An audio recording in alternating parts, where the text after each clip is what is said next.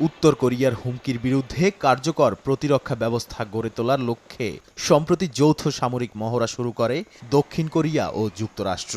President Donald ট্রাম্পের জানুয়ারিতে অভিষেকের পর দুই মিত্রদেশের প্রথম ও প্রধান যৌথ সামরিক মহড়া এটি। মার্কিন ও দক্ষিণ কোরিয়ান কর্মকর্তারা এ মহড়াকে প্রতিরক্ষামূলক বলে বর্ণনা করলেও উত্তর কোরিয়া নিরাপত্তা হুমকি হিসেবে দেখছে।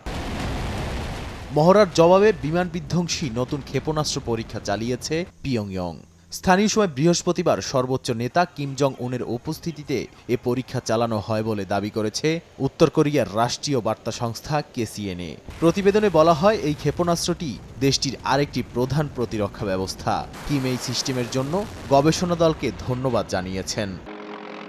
উত্তর কোরিয়ার প্রতিরক্ষা মন্ত্রণালয় শুক্রবার অভিযোগ করে জানায়, যুক্তরাষ্ট্র ও দক্ষিণ কোরিয়ায় মহড়ায় পিয়ংইয়ংয়ের ভূগর্ভস্থ সুড়ঙ্গ ধ্বংস হয়েছে। এর মধ্যে তাদের পারমাণবিক অস্ত্র সরানোর সিমুলেশনও ছিল। মন্ত্রণালয়ের মুখপাত্র বলেন, যুক্তরাষ্ট্র এবং দক্ষিণ কোরিয়া যদি একই ধরনের উত্তেজনাপূর্ণ কর্মকাণ্ড আবারও করে, তাহলে কঠিন পরিণতির মুখোমুখি হতে হবে।